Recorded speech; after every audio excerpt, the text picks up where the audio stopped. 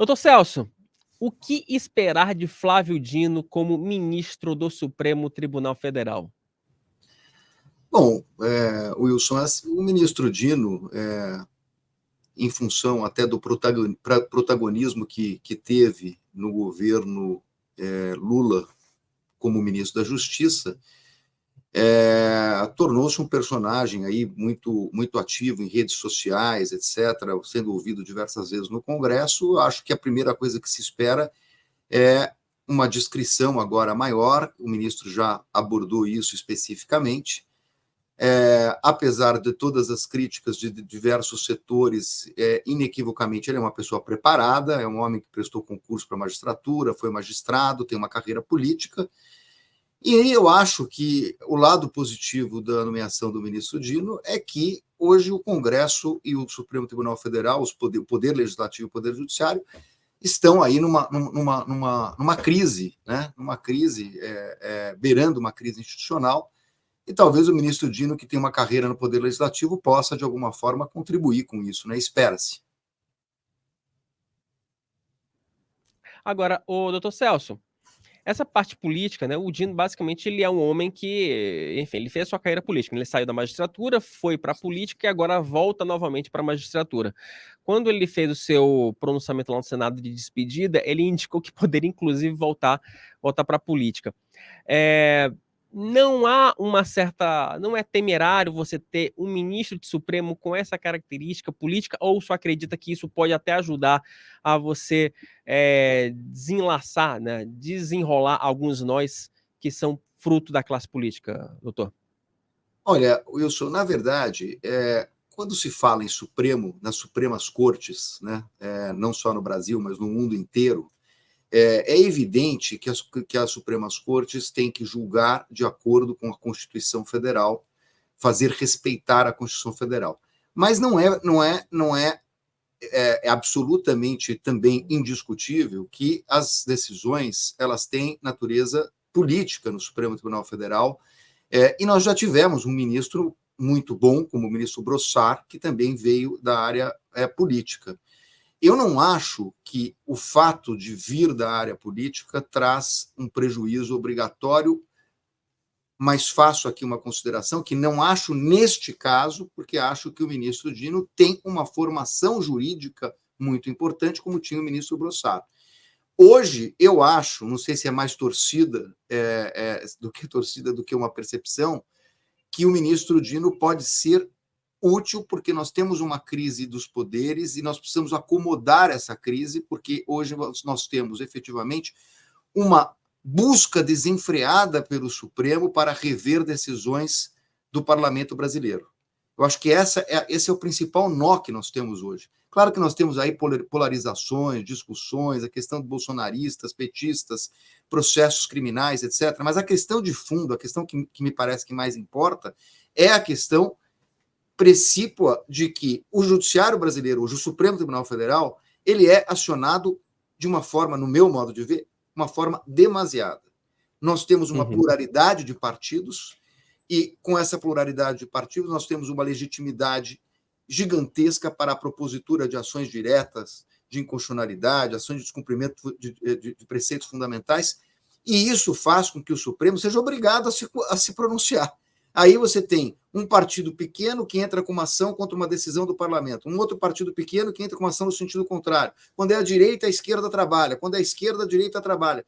Então, efetivamente, o Supremo tem recebido muita crítica, e eu próprio tenho críticas ao Supremo, mas é preciso reconhecer que essa crítica ela é injusta, porque o modelo partidário, que aliás o Supremo é responsável, porque a questão desses partidos vem de um julgamento do Supremo, mas nós precisamos rever isso. Não é possível que nós tenhamos hoje, em função de qualquer desagrado, uma ação que provoque uma rediscussão do tema que foi debatido no parlamento.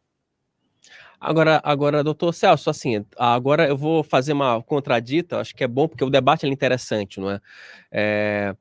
Agora também, como o senhor falou, que o Supremo acaba decidindo demais, porque há uma judicialização em excesso de atividade do próprio Poder Legislativo, também não caberia também ao Supremo, diante deste cenário, o Supremo simplesmente não jogar a bola de volta para o poder legislativo, porque é muito fácil, é muito cômodo para vários partidos, como o senhor falou agora há pouco, partidos pequenos, né? Eu não estou de acordo com uma decisão do plenário da Câmara, eu jogo via ADPF ou jogo via ação direta de constitucionalidade, uma ação para o Supremo, e vai lá o Supremo e dá uma canetada.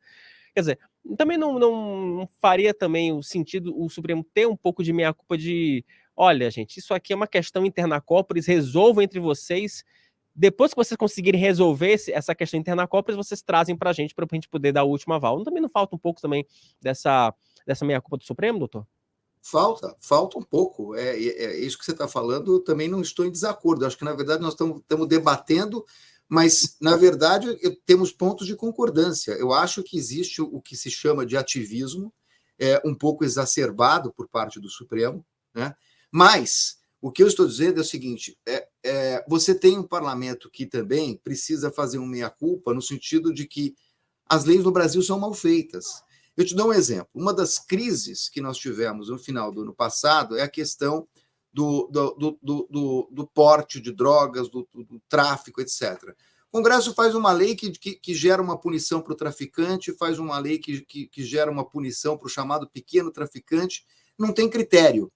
E aí começa a haver uma discussão no Poder Judiciário, na primeira instância, na segunda instância, vem uma ação no Supremo. O Supremo não tem outra solução a não ser dizer qual é a interpretação da legislação que foi feita e foi mal feita, porque aí ele também não pode dizer: olha, estou devolvendo essa bola. Ele tem que se posicionar para um lado ou para o outro. Dizer não há o que fazer, omitir-se, tem consequências, porque tem gente que está sofrendo os efeitos dessa lei nesse momento. Partir para o outro lado desagrada o Congresso como um todo, porque formou uma maioria. Então, nós precisamos de um meia-culpa institucional, um meia-culpa do Poder Executivo, porque também o Poder Executivo tem parte nessa questão do Supremo, porque o Poder Executivo também usa a judicialização porque não tem maioria no Congresso, ou porque às vezes não consegue a maioria no Congresso. O Legislativo legisla mal, geralmente legisla com o fígado, e, portanto, não faz uma lei serena, e sobra para o Judiciário, que também tem culpa. Aliás, a questão partidária é responsabilidade do Supremo. E o Supremo talvez devesse fazer como agora fez o ministro Barroso, eu acho que acertadamente, que é tirar de pauta a questão do aborto. Nitidamente, o país não está preparado para discutir isso. E, nesse ponto, acho que é um início do meia-culpa que o Supremo está fazendo. O ministro Barroso tirou isso de discussão.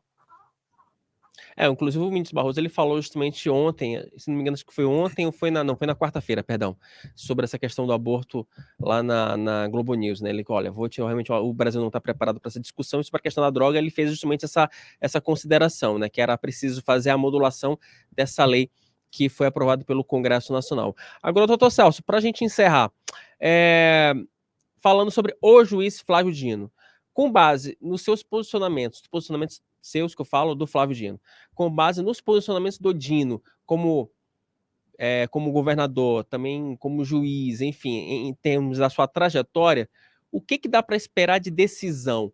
Deve ser um juiz que ele vai ter um caráter mais progressista, ou ele vai conseguir achar o meio termo? Como é que talvez ele se alinhe ali no Supremo Tribunal Federal, talvez ele tenha uma postura parecida com a do Barroso, com a do Fachin? O que dá para se esperar, tecnicamente falando, do Flávio Dino como ministro do Supremo?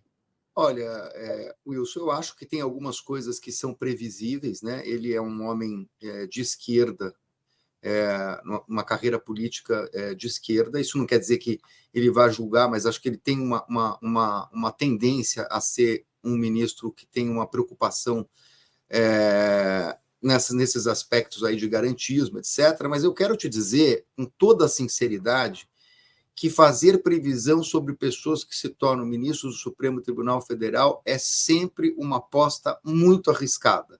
Porque aqui no Brasil, principalmente, você verifica que nos Estados Unidos, quando os conservadores nomeiam um ministro, quando os republicanos nomeiam um ministro, ou os democratas, geralmente não há surpresa.